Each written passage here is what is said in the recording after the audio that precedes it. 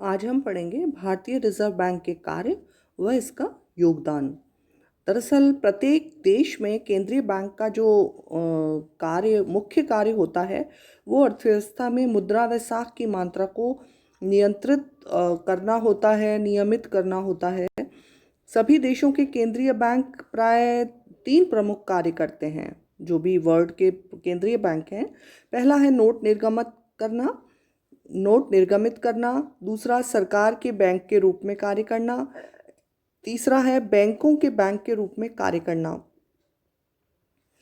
अब देश में आर्थिक विकास की अवस्था क्या है, इस पर डिपेंड करता है कि वो अपने किस चीज़ का उद्देश्य रखता है। केंद्रीय बैंक का उद्देश्य क्या है?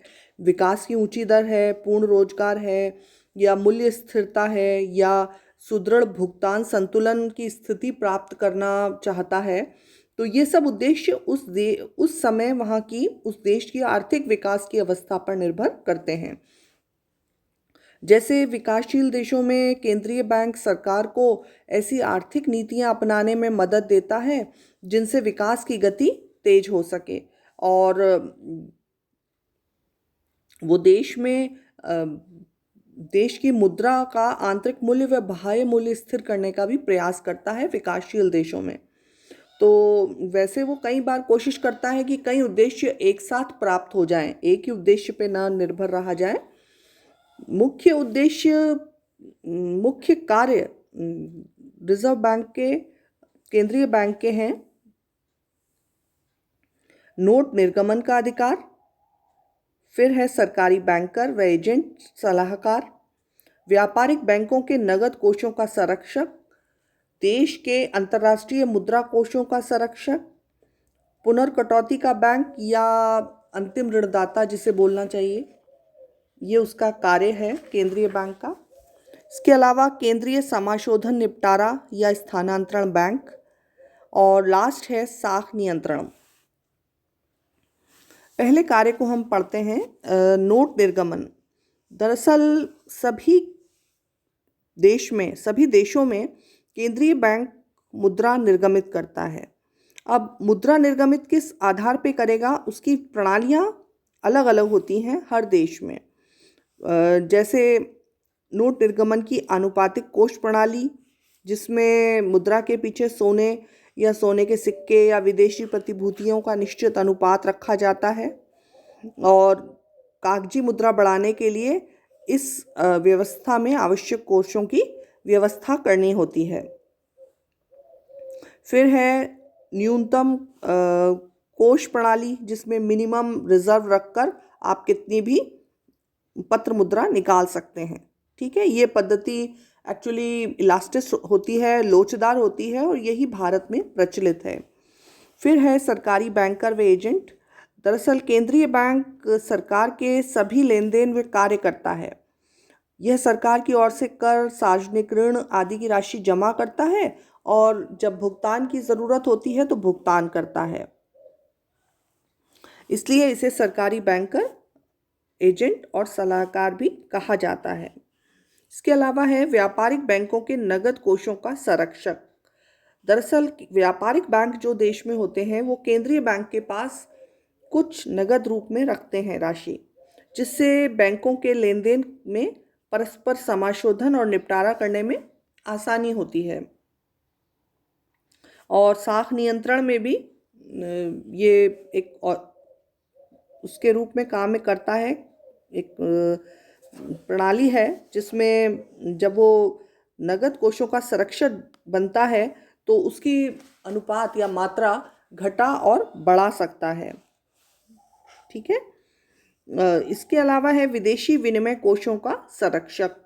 दरअसल मेन कार्य है, ये केंद्रीय बैंक विदेशी विनिमय दर को स्थिर रखने में मदद करता है, और वो विदेशी मुद्रा को जमा करता है और उसके उपयोग के लिए दिशा निर्देश भी जारी करता है। और किसी भी देश में मुद्रा की विदेशी विनिमय दर स्थिर रखने के लिए ऐसा करना ज़रूरी भी होता है कि एक देश के पास जो विदेशी विनिमय कोष होते हैं उनकी उचित देखभाल करना, उनका सदुपयोग करना ज़रूरी होता है, और ये कार्य भी केंद्रीय बैंक को सौंपा गया है लगभग सभी देशों में। फिर है पुनर्कटौती का बैंक या अंतिम ऋणदाता। केंद्रीय बैंक बैंकों के प्रथम श्रेणी के व्यापारिक बिलों की पुनर्कटौती करके, जिसे बोलते हैं रीडिस्काउंटिंग करके, उन्हें वित्त प्रदान करता है। ठीक है, ये पुनर्कटौती के माध्यम से केंद्रीय बैंक का मुद्रा बाजार पर भी काफ़ी प्रभाव रहता है और ये अंतिम ऋणदाता माना जाता है क्योंकि देश की कुल मुद्रा की पूर्ति इसके ही नियंत्रण में होती है। दरअसल व्यापारिक बैंक केंद्रीय बैंक से प्रत्यक्ष रूप से कर्ज भी लेते हैं और जिस सीमा तक के व्यापारिक बैंक केंद्रीय बैंक से प्राप्त कर्ज का उपयोग करते हैं, उस सीमा तक केंद्रीय बैंक का उन पर प्रभाव बढ़ जाता है और वह अपनी मौद्रिक व साख नीति को आसानी से और अधिक प्रभावपूर्ण ढंग से लागू कर सकता है। फिर छठा कार्य है केंद्रीय बैंक का समाशोधन, निपटारा व मुद्रा का हस्तांतरण। दरअसल केंद्रीय बैंकों के पास विभिन्न बैंकों के खाते होते हैं। जैसे अपने अकाउंट्स बैंक में होते हैं, वैसे सभी बैंकों के अकाउंट केंद्रीय बैंक में होते हैं। इसलिए उनके पारस्परिक लेन देन का समाशोधन करने में केंद्रीय बैंक मदद भी करता है और यह चेकों के आधार पर एक बैंक के खाते से राशि निकालकर दूसरे बैंक के खाते में जमा कर देता है और इससे मुद्रा को एक स्थान से दूसरे स्थान या एक बैंक से दूसरे बैंक भेजने में भी आराम रहता है। आजकल तो ये सारा कार्य कंप्यूटर के माध्यम से होता है, बैंक सब करते हैं। पहले समय में चेक और ये सब कार्य होते थे, पेपर वर्क। नेक्स्ट है साख नियंत्रण। सबसे इम्पॉर्टेंट कार्य है ये केंद्रीय का सबसे महत्वपूर्ण कार्य है। वह मुद्रास्फीति के समय साख की मात्रा को कम करता है और मंदी के समय साख की मात्रा का विस्तार करता है। अब इसके कई उपाय होते हैं साख नियंत्रण के, जैसे बैंक दर में परिवर्तन, खुले बाजार की क्रियाएं, नगद रिजर्व अनुपात में परिवर्तन, गुणात्मक साख नियंत्रण। इस तरह कई उपाय हैं, वो मैं अभी नेक्स्ट क्लास में बताऊंगी।